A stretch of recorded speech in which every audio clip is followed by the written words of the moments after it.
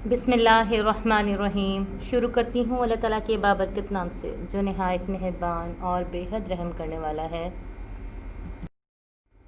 السلام علیکم ورحمۃ اللہ وبرکاتہ۔ دارالحکم اسکول سرگودا کی جانب سے آج کے لیکچر میں آپ کو ویلکم کرتی ہوں۔ جیسا کہ آپ جانتے ہیں کہ ہم 10th کلاس کی پاک اسٹڈیز پڑھ رہے ہیں۔ ہمارا 7th چیپٹر کنٹینیو ہے جس کا نام ہے پاکستان کے خارجہ تعلقات، اور آج ہم اس کا لاسٹ ٹاپک پڑھنے جا رہے ہیں جس کا نام ہے دنیا میں قیام امن کے لیے پاکستان کا کردار۔ یہاں پہ آپ کو ڈفرینٹ سمبلز دکھائی دے رہے ہیں، یہ سب کے سب سمبلز پیس کے لیے ہیں۔ یہاں آپ کو گلوب دکھائی دے رہا ہے، اس کے ساتھ یہ گرینری ہے، یہ بھی پیس کا سمبل ہے۔ ڈو ہے، ڈو کے منہ میں بھی گرینری ہے، یہ بھی پیس کا سمبل ہے۔ اور یہ جو سینٹر میں آپ کو سمبل دکھائی دے رہا ہے، ایک تو یہ اس کا گول ہونا، راؤنڈ ہونا، اس دنیا کو شو کر رہا ہے۔ ورلڈ، یہاں پہ پوری ورلڈ فلیگز آپ کو دکھائی دے رہے ہیں۔ پھر یہ سمبل UN یعنی یونائٹڈ نیشن نے انٹروڈیوس کروایا ہے۔ اس سمبل کو ND کے سمبل کے طور پر ریکگنائز کیا جاتا ہے۔ ND کا مطلب ہے nuclear, N for nuclear, D for ڈس آرمامنٹ، یعنی جوہری توانائی پر کنٹرول تاکہ دنیا میں امن قائم ہو سکے، اسلحے پر کنٹرول تاکہ دنیا میں امن قائم ہو سکے۔ تو دنیا میں کیونکہ امن قائم کرنے کے لیے ہی یونائٹڈ نیشنز اور دیگر ادارے بھی کام کر رہے ہیں۔ اب اس ضمن میں پاکستان اپنا رول کس طرح پلے کر رہا ہے، اب ہم اس ٹاپک میں دیکھیں گے کہ دنیا میں قیام امن کے لیے پاکستان نے کس طرح اپنے کردار کو دنیا کے سامنے پیش کیا ہے۔ اب ہم اپنی ٹاپک کا آغاز کرنے جا رہے ہیں۔ اپنی بکس کھول لیجئے۔ دنیا میں قیام امن کے لیے پاکستان کا کردار ذیل میں بیان کیا جاتا ہے۔ دنیا میں چونکہ بے امنی بہت زیادہ پھیل چکی ہے، دہشت گردی کی ایک لہر ہے جس پہ پاکستانی افواج نے بڑی حد تک قابو تو پا لیا ہے، لیکن پوری دنیا میں ہی لوگوں کے مزاج میں ایک بے امنی کا ایلیمنٹ شامل ہو چکا ہے جس کی وجہ دنیا کے موجودہ حالات ہیں۔ تو ان حالات میں پاکستان اپنا رول کس طرح پلے کر رہا ہے، اب ہم یہاں پر 1 بائی 1 ہیڈنگز کے تھرو پڑھیں گے، اور جتنے بھی پوائنٹس ہیں ہم ان کی ہیڈنگ بناتے چلے جائیں گے۔ تو یہاں پر آپ اپنی پینسلز پکڑ لیجئے تاکہ آپ میرے ساتھ ساتھ ہیڈنگ اپنی بک پر نوٹ کرتے جائیں۔ فرسٹ ہیڈنگ نوٹ کیجئے، تخفیف اسلحہ کی کوششیں۔ اب تخفیف کس کو کہتے ہیں؟ کمی کو، کسی چیز میں کمی کرنا۔ کس چیز میں کمی کرنا؟ اسلحے میں، کہ دنیا میں جتنا بھی ویپن موجود ہے اس کو کم کرنا۔ اب اس میں ہر طرح کا ویپن ہے، پسٹلز ہیں، گن ہیں، کلیشنکووز ہیں، اس کے علاوہ جو ایٹمی ہتھیار ہیں اس میں وہ بھی شامل ہیں۔ پیچھے بھی ہم نے سمبلز میں جو ہم نے دنیا میں امن کے لیے سمبلز دیکھے ہیں اس میں ہم نے ڈو کو بھی دیکھا ہے، اس میں ایک اور ہم نے سمبل دیکھا جس کو ND کے نام سے UN نے تعارف کروایا ہے۔ وہ بیسیکلی اسی لیے ہے کہ اسلحے میں دنیا میں جو بھی اسلحہ موجود ہے اس میں کمی کی جائے۔ اب پاکستان اس سلسلے میں اپنا کیا کردار پلے کر رہا ہے، اس کو ریڈ کرتے ہیں۔ پاکستان نے ہمیشہ اقوام متحدہ کے چارٹر کا احترام کیا ہے۔ چارٹر جو رولز اینڈ ریگولیشنز کسی بھی ادارے کے لیے بنائے جاتے ہیں کہ جو بھی اقوام متحدہ کا ممبر بنے گا اسے ان رولز اینڈ ریگولیشنز کو فالو کرنا پڑے گا، یہ اقوام متحدہ کا چارٹر ہے، اور چاہتا ہے کہ دنیا میں جھگڑوں کا فیصلہ پرامن طریقے سے حل ہو جائے۔ دنیا میں تخفیف اسلحہ کی کوششوں میں اقوام متحدہ کا ساتھ دیا ہے۔ جتنی بھی وہاں پر ٹریٹیز یعنی معاہدات ہوتے ہیں یا اس قسم کے ڈاکیومنٹس آتے ہیں جس میں ممالک سے یہ ریکویسٹ کی جاتی ہے کہ وہ اسلحے میں کمی لائیں، اپنے ملک میں ان سے سائن لیے جاتے ہیں، تو پاکستان نے بھی ایسی ٹریٹیز سائن کر رکھی ہیں اور وہ بھی دنیا میں تخفیف اسلحے کی کوششوں میں اقوام متحدہ کا ساتھ دے رہا ہے۔ سیکنڈ ہیڈنگ نوٹ کیجئے، نسلی امتیاز کے خلاف پالیسی۔ اب نسلی امتیاز کیا ہوتا ہے؟ ریشزم سے مراد کہ دیکھیں دنیا میں مختلف رنگوں کے لوگ موجود ہیں، وائٹ ہیں جن کو ہم انگریز کے نام سے بھی جانتے ہیں، سفید فام کہا جاتا ہے، بلیک ہیں جنہیں سیاہ فام کہا جاتا ہے، حبشی کہا جاتا ہے، نیگرو کہا جاتا ہے۔ اس کے علاوہ ایشیا میں رہنے والے براؤن ہیں، انہیں بھورے بھی کہا جاتا ہے، براؤنز بھی کہا جاتا ہے، ایشین بھی کہا جاتا ہے۔ اسی طرح چائنیز ہیں، ان کی بالکل الگ فیشل فیچرز ہیں، باڈی لینگویج ہے۔ تو دنیا میں اللہ تعالیٰ نے مختلف لوگ بنائے ہیں، مختلف نسل لوگ بنائے ہیں، ان کی ڈیفرنٹ کوالٹیز رکھی ہیں۔ پھر اس میں اگر کوئی ایک نسل یہ سوچنے لگ جائے، جیسے سفید فام اپنے بارے میں یہ سوچتے ہیں کہ وہ دنیا کی بیسٹ، سب سے خوبصورت اور سب سے بہترین نسل ہیں، اس کے علاوہ جو سیاہ فام ہیں انہیں تو زندہ رہنے کا ہی کوئی اختیار نہیں ہے، تو انہیں اپنے ہوٹلز کے باہر انہوں نے لکھا ہوتا ہے کہ dogs and blacks are not allowed. اس کو نسلی امتیاز کہا جاتا ہے، یعنی اپنے آپ کو برتر سمجھنا اور دوسرے انسانوں کو جن کا جو رنگ اور نسل ہے وہ ڈیفرنٹ ہو انہیں کسی بھی قسم کے عزت دینے کے لیے تیار نہ ہونا۔ لیکن اسلام اس بارے میں ایک بڑا واضح نقطہ نظر پیش کرتا ہے۔ حضرت صلی اللہ علیہ وسلم نے فرما دیا کہ کسی عربی کو کسی اجمی پر، اجمی گونگے کو کہتے ہیں، اور عربی جو ہے وہ یعنی عربی بولنے والے عرب لوگ چونکہ اپنے آپ کو بہت برتر سمجھا کرتے تھے، کیونکہ عربی جو ہے فصاحت و بلاغت کے اعتبار سے دنیا کی بہترین زبانوں میں شمار ہوتی ہے، تو ان کا ماننا تھا کہ عربی بولنے والے برتر لوگ ہیں، جبکہ عربی کے مقابل جو دوسری زبانیں ہیں ان کے بولنے والے لوگ ہیں وہ اجمی ہیں یعنی گونگے ہیں۔ تو یہاں پہ حضور صلی اللہ علیہ وسلم نے بہت کلیئر کٹ الفاظ میں فرما دیا کہ کسی عربی کو کسی اجمی پر اور کسی اجمی کو کسی عربی پر کوئی فوقیت حاصل نہیں سوائے تقویٰ کے۔ یعنی اللہ تعالیٰ نے کس چیز کو اہمیت دی؟ ہمارے عمل کو، کہ جتنا ہمارا عمل قرآن اور حدیث کے مطابق ہوگا، پیارے نبی صلی اللہ علیہ وسلم کے بتائے ہوئے عمل کے مطابق ہوگا، اتنا ہی ہم اللہ تعالیٰ کے ہاں زیادہ پسندیدہ ہوں گے اور اتنے ہی ہم اچھے درجات پر موجود ہوں گے۔ لیکن دنیا میں چونکہ ہر طرح کے لوگ ہیں تو سفید فام اکثر سیاہ فام کے خلاف پالیسیز بناتے رہتے ہیں، سیاہ فام ممالک پر قبضہ کرتے ہیں اور سیاہ فام لوگوں کے ساتھ بہت برا سلوک بھی کرتے ہیں۔ سلسلے میں جب پاکستان بنا تو اس کے بعد 2 ممالک نے سلسلے میں خاصا تعصب شو کیا، اور اس میں جنوبی افریقہ، روڈیشیا جس کو ہم زمبابوے کے نام سے جانتے ہیں، یہ 2 ممالک بہت نمایاں ہوئے۔ ان دونوں ممالک میں سفید فام لوگوں نے وہاں کے جو لوکل مقامی لوگ تھے سیاہ فام، ان پہ قبضہ کیا، نہ صرف قبضہ کیا بلکہ ان کے ساتھ بدترین سلوک بھی کیا۔ تو چونکہ UN بن چکی تھی، کولونیلزم کا اینڈ ہو چکا تھا، اب تو دنیا میں ایکوالٹی کی بات کی جا رہی تھی، ہیومن رائٹس کی بات کی جا رہی تھی، اس لیے جب ان 2 ممالک نے یہاں سیاہ فام لوگوں کے ساتھ اس طرح کا بدترین سلوک کیا تو اقوام متحدہ نے ان کا سوشل بائیکاٹ کیا۔ جب اقوام متحدہ نے ان دونوں ممالک کا سوشل بائیکاٹ کیا تو پاکستان نے بھی اقوام متحدہ کی اس پالیسی پر عمل کرتے ہوئے ان ممالک سے سفارتی تعلقات ہی ختم کر لیے۔ اب سفارتی تعلقات ختم کرنے سے کیا ہوتا ہے؟ جب ہمارا کسی ملک میں کوئی امبیسڈر ہی نہیں ہے تو اس کا مطلب اب ہم اس ملک سے کوئی ٹریڈ بھی نہیں کریں گے، وہاں ہمارا آنا جانا نہیں ہوگا، اس ملک کے لیے ہمارا ویزا بھی کام نہیں کرے گا، ہمارا جو پاسپورٹ ہے وہ بھی وہاں کے لیے اپلائی نہیں کر سکتے۔ تو پاکستان نے ان دونوں ممالک کے ساتھ UN کے چارٹر کے تحت مکمل طور پر بائیکاٹ کیا، نسلی امتیاز کے خلاف پالیسی کی وجہ سے۔ الحمدللہ ہم بھی مسلمان ملک ہیں، اور بطور مسلمان ہمارا بھی یہ ماننا ہے کہ جو دنیا میں تمام انسان ہیں وہ سب کے سب برابر ہیں۔ یہاں بھی آپ کو یہ لکھا دکھائی دے رہا ہے، ریشزم ڈسٹروائے ساؤتھ افریقہ، کہ نسلی امتیاز نے ساؤتھ افریقہ کو ڈسٹروائے کر دیا۔ پروٹیکٹ مائنورٹی رائٹس، اب وہاں پہ انہوں نے سیاہ فام کو مائنورٹی کہا تھا کہ مائنورٹی کے رائٹس کو ڈیفینڈ کر رہے تھے۔ ریکگنائز دا جینوسائڈ، جینوسائڈ کہتے ہیں قتل عام کو، تو وہاں پہ جو سیاہ فام کا قتل عام ہو رہا تھا کہ اس کو تسلیم کیا جائے کہ سیاہ فام کا قتل عام ہو رہا ہے اور اس کو روکا جائے۔ اس کا بنیادی مقصد بات کا یہ ہے، کیونکہ سفید فام لوگ وہاں کے سیاہ فام لوگوں کو ختم کرنے کی پالیسی اپنائے ہوئے تھے، تو اس کے خلاف یہاں پر لوگ اپنے باہر نکلے ہوئے تھے۔ اچھا، نیکسٹ پوائنٹ ہے ہمارا اقوام متحدہ کے فیصلوں کو تسلیم کرنا، کہ پاکستان چونکہ اقوام متحدہ کا ممبر ہے تو اقوام متحدہ نے جتنے بھی فیصلے لیے پاکستان نے ہمیشہ ان کو تسلیم کیا۔ اس حوالے سے یہاں پر یہ پوائنٹ لکھا ہوا ہے کہ ستمبر 1965 میں پاک بھارت جنگ ہوئی تو اقوام متحدہ کی مداخلت پر پاکستان نے جنگ بندی قبول کر لی۔ یہاں پر صرف سپٹمبر کا حوالہ دیا گیا۔ اگر ہم تھوڑا سا ہسٹوریکلی جائزہ لیں تو آپ کو یاد ہوگا کہ 1948 میں جب کشمیر کا مسئلہ بھارت سلامتی کونسل میں لے گیا تب بھی اقوام متحدہ نے جنگ بندی کا فیصلہ کیا کہ لائن آف کنٹرول انہوں نے ڈرا کروائی اور پلیبیسائٹ کا آرڈر بھی دیا بھارت کو۔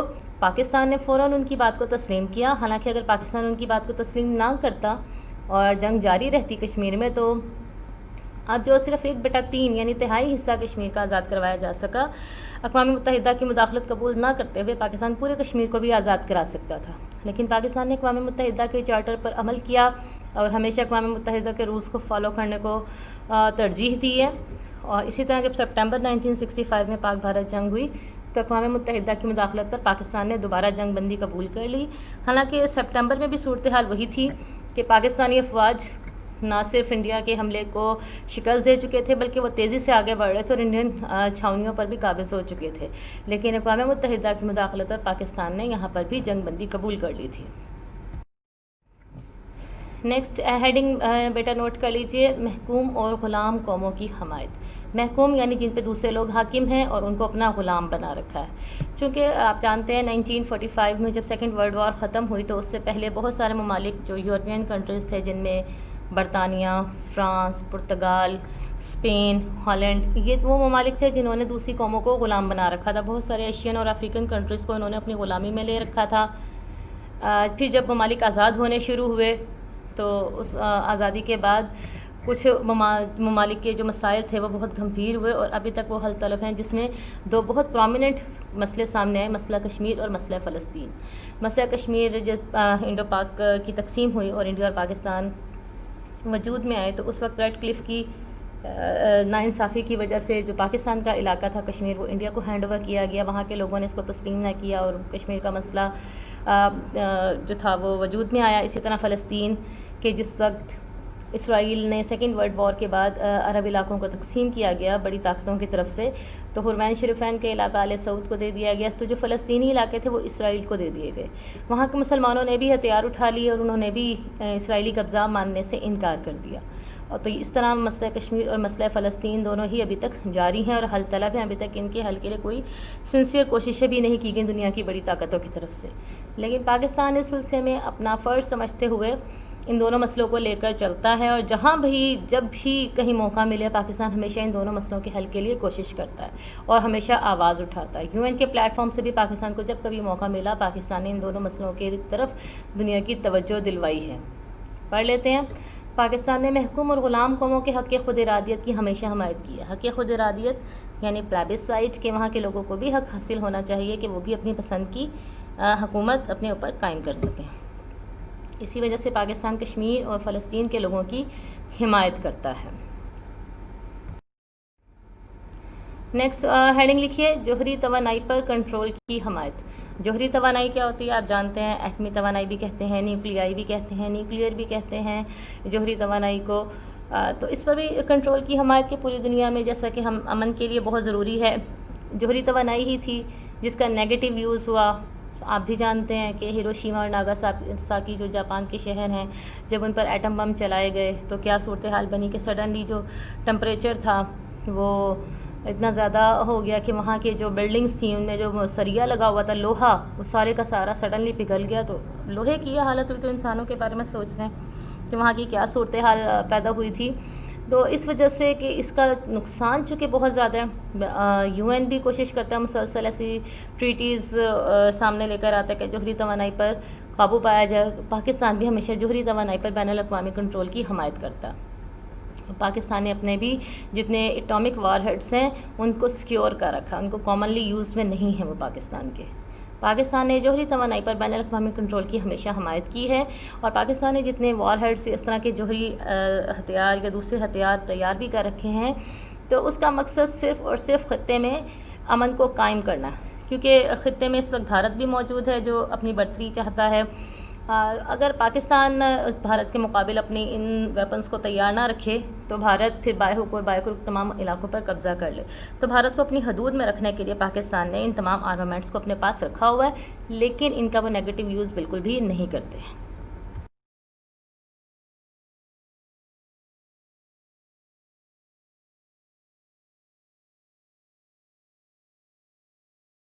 ممالک ایسے ہیں دنیا کے جہاں پر UN نے اپنی فوج بھیجی۔ UN کوئی ایک ملک تو ہے نہیں، اس کے پاس اپنی کوئی فوج نہیں ہے، تو جو اس کے رکن ممالک ہوتے ہیں وہ ان سے فوج کی ڈیمانڈ کرتا ہے، اور پاکستان سے جب ڈیمانڈ کی پاکستان نے ہمیشہ اپنے فوجی دستے UN کے ساتھ بھیجے، اور جب جہاں دنیا میں لوگوں کو ضرورت پڑتی ہے تو وہاں پر UN اپنی جب فوج بھیجتا ہے تو پاکستان کے دستے بھی اس میں شامل ہوتے ہیں۔ صرف کانگو ہی نہیں، بوسنیا ہے، کشمیر ہے، قبرص ہے، جہاں ضرورت پڑی ہے UN کو اپنے فوجی دستے بھیجنے کی تو اس میں پاکستانی دستے بھی ہمیشہ شامل رہے ہیں۔ پاکستان نے امن کے قیام کے سلسلے میں اقوام متحدہ کے کہنے پر کانگو سمیت دنیا کے کئی ممالک میں اپنی فوج بھیجی۔ انڈونیشیا کی آزادی کی حمایت۔ انڈونیشیا آپ جانتے ہیں کہ بالکل ساؤتھ ایسٹ ایشیا میں جزائر پر مشتمل ایک ملک ہے۔ اس نے بھی یہ بھی برطانوی استعمار کا شکار تھا، اور بعد میں اس نے بھی آزادی حاصل کی، جو اس کی آزادی کی ڈیٹ 29 دسمبر 1949 ہے۔ پاکستان نے انڈونیشیا کی آزادی کا مسئلہ اقوام متحدہ میں پیش کیا اور تمام پرامن ممالک کے لیے اقوام متحدہ کے دروازے کھولنے پر زور دیا۔ انڈونیشیا کے بارے میں ایک بات آپ کو بتاتی چلوں کہ انڈونیشین لوگوں کا کہنا ہے کہ انہوں نے پاکستان کو دیکھ کر وہاں کے جو لیڈرز تھے جن میں جناح کے تقاریر اور اقبال کے اشعار شامل تھے تو وہ اس کو اپنی زبان میں ٹرانسلیٹ کرتے تھے، اپنے لوگوں کو سناتے تھے۔ ان میں بھی جذبہ جہاد جو بہت تیزی سے ابھرتا چلا گیا ان سپیچز کی وجہ سے، نشاء کی وجہ سے، اور یہ لوگ بھی آزادی کی تڑپ لے کر کھڑے ہوئے اور پھر بالآخر آزاد ہو گئے۔ پاکستان نے بھی آزاد ہونے کے بعد ان کی آزادی کی حمایت کی تھی۔ اقوام متحدہ میں ممالک کو رکنیت دلوانے میں مدد۔ بہت سے ممالک بعد میں آزاد ہوئے جو یو این کا رکن بننا چاہتے تھے۔ جنرل اسمبلی میں آپ نے پڑھا کہ ان کا کام ہے کہ مختلف قوموں کو رکنیت دینا اور مختلف ممالک کو رکنیت سے خارج کرنا۔ تو جب ان ممالک نے رکنیت کے لیے اپیل کی، انہوں نے اپلیکیشنز بھیجی تھیں، وہاں پر جب ووٹنگ ہوئی تو پاکستان نے سری لنکا، نیپال، کمبوڈیا اور لیبیا ان کی فیور میں ووٹ دیا کہ ان کو بھی اقوام متحدہ کا رکن بنایا جائے، اور یہ 1955 میں ان تمام ممالک کو پھر یو این کا رکن بنایا گیا تھا۔ آزادی کے لیے کوشاں ممالک کی مدد۔ دنیا کے بہت سارے ممالک ایسے تھے ان دنوں میں 1945 کے بعد، سیکنڈ ورلڈ وار کے بعد، جو آزادی کے لیے مسلسل کوششیں کر رہے تھے۔ مختلف ممالک کی کالونیز تھے، بہت سے ممالک برطانیہ کی کالونی تھے اور بہت سے ممالک فرانس کی کالونیز تھے۔ ان میں الجزائر، تیونس اور مراکش، یہ تینوں فرانس کی کالونیز تھیں۔ فرانسیسی استعمار یعنی فرانسیسی فرینچ کالونیلزم تھا یہاں پر۔ ان تینوں ممالک نے بھی آزادی کے لیے کوششیں شروع کی۔ اچھا، اس حوالے سے ایک اہم بات یہ ہے کہ ہمارے جو امبیسیڈر تھے اس وقت یو این میں، سر ظفر اللہ خان، انہوں نے آزادی یعنی 1947 سے لے کر 1954 تک، جب تک کہ تینوں ممالک آزاد نہیں ہو گئے، مسلسل یو این میں ان کی آزادی کی حمایت کی، اور مسلسل وہ یہ بات کرتے رہے کہ ان ممالک کو فرانس کی کالونیلزم سے نجات دلائی جائے۔ جب تک ان ممالک کو نجات نہیں مل گئی، یو این کے پلیٹ فارم سے پاکستان نے مسلسل ان لوگوں کی آزادی کی حمایت جاری رکھی تھی۔ نہر سویس کے حصول میں مصر کی مدد۔ یہ مصر میں ہے نہر سویس۔ ابھی نیکسٹ سلائڈس پہ آپ کو میں اس کی ڈیٹیلز بتاتی ہوں کہ نہر سویس بیسیکلی کتنی اہمیت کی حامل ہے۔ ہوا یہ تھا کہ مصر بھی چونکہ برطانیہ کی کالونی تھا، مصر جب آزاد ہوا برطانیہ سے تو نہر سویس چونکہ انٹرنیشنلی بے حد اہمیت کی حامل ہے، برطانیہ نے اس پہ قبضہ نہیں چھوڑا۔ مصر کو اکنامکلی اس سے خاصا لاس اٹھانا پڑا، تو مصر کے جو اس وقت صدر تھے انہوں نے اس کے لیے آواز اٹھائی کہ برطانیہ نہر سویس کو بھی آزاد کرے۔ پاکستان نے نہر سویس کے مسئلے پر مصر کے موقف کی حمایت کی تھی۔ جمال عبد الناصر صدر تھے اس وقت مصر کے، اور نہر سویس کو بالآخر برطانیہ نے مصر کے حوالے کر دیا تھا۔ سویس کینال، نہر سویس مین میڈ واٹر وے، انسانی ہاتھوں کی بنائی ہوئی آبی گزرگاہ ہے یہ، کنیکٹنگ دا میڈیٹرینین سی، جو میڈیٹرینین سی کو ملاتی ہے to the Indian Ocean, Indian Ocean سے وایا ریڈ سی کے تھرو۔ یہاں پر آپ کو یہ ساری بات شاید سمجھ میں نہ بھی آئے کہ کون سا سی اور کون سا اوشن، اس کو اب میں میپ پر آپ کو کلیئر کرتی ہوں، انشاءاللہ آپ میپ پر اس بات کو سمجھ لیں گے۔ یہاں پر آپ ذہن میں رکھیں کہ یہ ایک واٹر وے ہے اور مین میڈ واٹر وے ہے، یعنی انسانی ہاتھوں کی بنائی ہوئی گزرگاہ ہے جو میڈیٹرینین کو انڈین اوشن سے ملا رہی ہے وایا ریڈ سی کے تھرو۔ آپ اس چیز کو یاد کر لیں، انشاءاللہ میپ پر آپ کو ابھی سمجھ آ جائے گی۔ Enable more direct route for shipping between Europe and Asia, اب دو کانٹیننٹس کو یہ روٹ ملا رہا ہے، ایک یورپ کو اور ایک کو ایشیا کو ڈائریکٹ ملا رہا ہے۔ فرام نارتھ اٹلانٹک، اب یہ اوشن آ گئے ہیں کہ نارتھ اٹلانٹک اوشن سے ٹو دا انڈین اوشن میں، جب نارتھ اٹلانٹک اوشن میں ہم سوئچ کرتے ہیں، سفر کرتے ہیں، تو ڈائریکٹ انڈین اوشن میں آ جاتے ہیں without having to circumnavigate the African continent. اب نہر سویس کی وجہ سے جب پہلے یورپ سے ایشیا جانا ہوتا تھا تو درمیان میں افریقن کانٹیننٹ سے لازمی گزر کے جانا ہوتا تھا، جیسا کہ آپ نے سنا، بار بار پڑھا بھی ہوگا مختلف کلاسز میں کہ واسکو ڈے گاما راس امید کا چکر کاٹ کر کالی کٹ کی بندرگاہ پہ پہنچا تھا، جو انڈیا کی بندرگاہ ہے، یعنی وہ افریقن کانٹیننٹ سے گزرا تھا۔ لیکن نہر سویس کی مدد سے ہم افریقن کانٹیننٹ کو ٹچ کیے بغیر یورپ سے ڈائریکٹ ایشیا میں داخل ہو جاتے ہیں۔ کس طرح داخل ہوتے ہیں اب اس کو میپ پہ دیکھ لیتے ہیں۔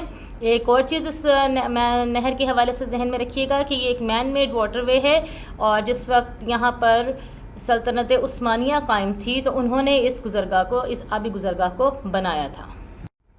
اچھا، اب یہاں پہ آپ کو میپ دکھائی دے رہا ہے، میپ میں آپ کو بالکل سامنے دیکھیں، آپ کو افریقہ دکھائی دے گا، کانٹیننٹ ہے یہ افریقہ کا، افریقہ ہے، یورپ ہے افریقہ کی نارتھ میں، یہاں پر افریقہ اور یورپ کے بیچ میں میڈیٹرینین سی ہے، ٹھیک ہے، افریقہ اور یورپ کے درمیان میں میڈیٹرینین سی آ رہا ہے، اور جبکہ ایشیا ہے افریقہ کے تقریباً ایسٹ نارتھ ایسٹ کے میں، اور یہاں پر جو درمیان میں آپ کو سی دکھائی دے رہا ہے یہ والا سی ہے ریڈ سی، ٹھیک ہے، یہ ریڈ سی ہے۔ اب یہاں پر افریقہ کو ہی سینٹر میں رکھیں تو افریقہ کے ایسٹ ویسٹ میں یہاں پر اٹلانٹک اوشن دکھائی دے رہا ہے آپ کو، اٹلانٹک اوشن، اور یہ اوشن جو ہے دنیا کا سب اوشن ہے. اور اس کے بعد افریقہ ہی کی ایسٹ والی سائڈ پہ آپ کو انڈین اوشن دکھائی دے رہا ہے. ٹھیک ہے, اب اس چیز کو ذہن میں رکھیں. افریقہ آپ کے بالکل سامنے ہے. افریقہ کے بالکل نارتھ میں دوبارہ ریوائز کر رہی ہوں بات کو, رپیٹ اس لیے کر رہی ہوں تاکہ آپ کا ذہن میں اچھی طرح بیٹھ جائے اس میپ کو, پھر تب آپ کو نہر سویز جو ہے سمجھنا آسان ہو جائے گی. بالکل سامنے افریقہ ہے. افریقہ کے اوپر نارتھ میں یورپ ہے. ان دونوں کو جو ملا رہا ہے درمیان میں میڈیٹرینین سی ہے. افریقہ کے تقریباً ایسٹ نارتھ ایسٹ میں ایشیا ہے, اور ان دونوں کے درمیان جو سی ہے وہ ریڈ سی ہے. افریقہ کے رائٹ سائڈ پہ ویسٹ میں اٹلانٹک اوشن ہے, یہ لکھا ہوا ہے اٹلانٹک اوشن, اور افریقہ ہی کی ایسٹ میں انڈین اوشن ہے. اب سفر کرنا ہے یورپ سے ایشیا کی طرف. یہ یورپ ہے, لندن یہاں آپ کو لکھا دکھائی دے رہا ہے لندن. افریقہ کے نارتھ میں یورپ ہے, اور یورپ کے اوپر لندن دکھائی دے رہا ہے. اب جب پہلے سفر کرتے تھے تو یہاں لندن سے سفر کرتے تھے اٹلانٹک سے گزرتے ہوئے یہ افریقہ کی ٹیل آ گئی ہے راس امید, یہاں سے گزرتے ہوئے یہاں ممبئی, یہاں پر وہ ہندوستان پہنچا کرتے تھے. تو دیکھیں کتنا لمبا روٹ ہے کہ ہم یورپ سے شروع ہوئے, یورپ سے اٹلانٹک میں, اٹلانٹک سے انڈین افریقن کانٹیننٹ کو ٹچ کرتے ہوئے انڈین اوشن میں داخل ہوئے, پھر ایشین کانٹیننٹ میں پہنچے. یعنی 3 کانٹیننٹس کو ٹچ کیا, اور یہ سفر بن گیا 12,300 میل, 12,300 مائلز. ایک بہت لمبا سفر, بہت سارے ہفتوں کا سفر, بہت سارا فیول جس کے لیے چاہیے, بہت سارا ٹائم چاہیے, اور سفر کی تھکن سب کچھ. اگر اس کو کلومیٹرز میں دیکھیں 19,800 کلومیٹر. ٹھیک ہے, اب آپ سوچتے ہوں گے کہ سوئس کینال کہاں ہے اور اس کا یہاں پہ کیا فائدہ ہے. تو دیکھیں یہ افریقن کانٹیننٹ ہے. افریقن کانٹیننٹ میں یہ مصر کا علاقہ ہے. مصر کے علاقے میں یہاں یہ جو آپ کو پوائنٹ نظر آ رہا ہے, ایرو بھی دکھائی دے رہا ہے, یہ نہر سویز ہے. اب نہر سویز کیا کرتی ہے, یہاں لندن سے سفر سٹارٹ کیا. اب دوبارہ دیکھیے کہ لندن سے سفر سٹارٹ ہوا, یہاں سے میڈیٹرینین میں داخل ہو گئے, میڈیٹرینین سے نہر سویز سے گزرے اور ریڈ سی میں داخل ہو گئے, ریڈ سی سے انڈین اوشن میں داخل ہو گئے, انڈین اوشن سے ایشیا میں پہنچ گئے. اب دیکھیں پورے افریقہ کا چکر نہیں کاٹنا پڑا, یورپ سے ہی, یورپ اور افریقہ کے درمیان سے گزرتے ہوئے میڈیٹرینین سے ریڈ سی, اور ریڈ سی سے انڈین اوشن. وہ جو بھی آپ نے اسٹیٹمنٹ پڑھی ہے نا کہ میڈیٹرینین کو انڈین اوشن سے ملاتا ہے وایا ریڈ سی. اب آپ کو یہ بات سمجھ میں آ گئی ہوگی کہ یہ میڈیٹرینین سی ہے اور یہ انڈین اوشن ہے, ان دونوں کو یہ ریڈ سی ملا رہا ہے. اب اس طرح ڈسٹینس کتنا بن گیا, پہلے یہ ٹریولنگ بن رہی تھی 12,300 میل کی, اور جب ہم نے نہر سویز کے تھرو سفر کو دیکھا تو یہ ٹریولنگ ہو گئی 7,200 مائلز, یعنی 7,200 میل, تقریباً 5,100 میل کا فرق پڑ گیا. 7,200 اور 5,100, یعنی تقریباً آپ دیکھیں کہ 60% سفر رہ گیا اور 40% جو تھا سفر کم ہو گیا. پھر ظاہر ہے سفر کم ہے تو اس کے اخراجات کم ہیں, فیول کم ہے, تھکن آپ کے اور سفر کی جو ٹائمنگ ہے وہ بھی کم ہو گئی. کتنا فائدہ ہوا. کلومیٹرز میں دیکھ لیں تو یہاں 19,000 کلومیٹر, تقریباً 2,000 کے لگ بھگ کلومیٹرز بنتے ہیں, جبکہ یہاں پر دیکھیں 11,600 کلومیٹر, تقریباً 11,500 کلومیٹر کے لگ بھگ یہ سفر بنتا ہے. تو خاصا زیادہ سفر میں کمی آ جاتی ہے. تو اس لیے نہر سویز کی بہت زیادہ اہمیت تھی. اسی اہمیت کے پیش نظر چونکہ برطانیہ نے افریقہ اور ایشیا کے بہت سارے ممالک پہ قبضہ کیا ہوا تھا, ان کو بار بار سفر کرنا پڑتا تھا, تو نہر سویز انہوں نے اپنے قبضے میں کر رکھی تھی.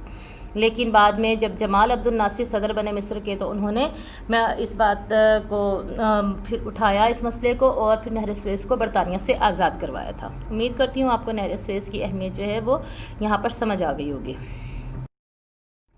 اچھا, نیکسٹ پوائنٹ ہے بیت المقدس کی آزادی کے لیے کوششیں. بیت المقدس آپ جانتے ہیں مسلمانوں کے لیے نہایت اہمیت کا حامل ہے, ہمارا قبلہ اول ہے. اس کے ساتھ ساتھ یہودیوں کے لیے بھی اہمیت کا حامل ہے, اور ساتھ ساتھ عیسائی بھی اس پر کلیم کرتے ہیں. اور پاکستان نے ہمیشہ قبلہ اول کو چھڑانے کے لیے, اسرائیلیوں کے قبضے سے چھڑانے کے لیے ہمیشہ ہی کوششیں جاری رکھی ہیں. 1969 میں بھی جب اس کو آگ لگائی گئی تھی اسرائیلیوں کی طرف سے, تو پاکستان نے اس کے خلاف پھر ایکشن لیا تھا, اور OIC کا ادارہ وجود میں آیا تھا جس کی تجویز پاکستان نے ہی پیش کی تھی. اس کے بعد جب اسرائیل کی افواج نے بیت المقدس میں انٹری کی تھی اور اس کو اسرائیلی فوجیوں نے اس پہ قبضہ کر لیا تھا, تب بھی UN میں قرارداد پیش کی تھی جنرل اسمبلی میں پاکستان کی. پاکستان نے اور بیت المقدس کو اسرائیل کے قبضے سے خالی کروایا تھا, اور ان کی قرارداد جو تھی اکثریت سے پاس ہو گئی تھی, اور پھر بالآخر اسرائیل کو بیت المقدس کو چھوڑنا پڑا تھا. اس کے بعد جب یہاں پر سرنگوں کا آغاز ہوا بیت المقدس کے نیچے, تب بھی پاکستان نے UN میں اس مسئلے کو اٹھایا تھا.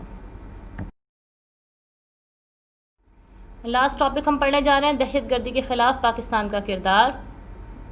دہشت گردی کی دنیا میں خوف و ہراس پھیلانا, اب خوف و ہراس پھیلانے کے لیے قتل و غارت گری، بوم بلاسٹنگ، یہ سارا کچھ اس میں شامل ہوتا ہے۔ پاکستان 9/11 کے بعد دہشت گردی کی لپیٹ میں آیا، بلکہ پوری دنیا میں ہی دہشت گردی کی ایک مخصوص فضا پھیلی، اور جتنا زبردست پاکستانی افواج نے اس سلسلے میں کام کیا کہ انہوں نے 2 بہترین کامیاب ترین آپریشنز کیے، آپریشن ضرب عزب اور آپریشن رد الفساد، اور اب آپ دیکھیے کہ پاکستان میں بہت زیادہ امن و امان کی فضا قائم ہے، الا یہ کہ بلوچستان میں کبھی کبھار کسی حادثے کی اطلاع مل جاتی ہے بم دھماکے کی۔ اس کی وجہ کیا ہے کہ بہت ساری اس وقت طاقتیں ایسی ہیں جن کو پاکستان کا وجود کھٹک رہا ہے، تو وہ چاہتے ہیں کہ پاکستان کے تمام صوبوں میں پھوٹ ڈلوائی جائے۔ انہوں نے اس کا آغاز کر رکھا ہے، مختلف صوبوں میں مختلف تحریکیں انہوں نے جاری کر رکھی ہیں، جبکہ بلوچستان کو انہوں نے دہشت گردی کا اڈا بنا رکھا ہے۔ کوشش تو وہ کرتے ہیں کہ بہت زیادہ دہشت گردی کروائی جائے، لیکن چونکہ پاکستانی افواج کا بہت زیادہ کنٹرول ہے تو وہ کبھی کبھار ہی کامیاب ہو پاتے ہیں،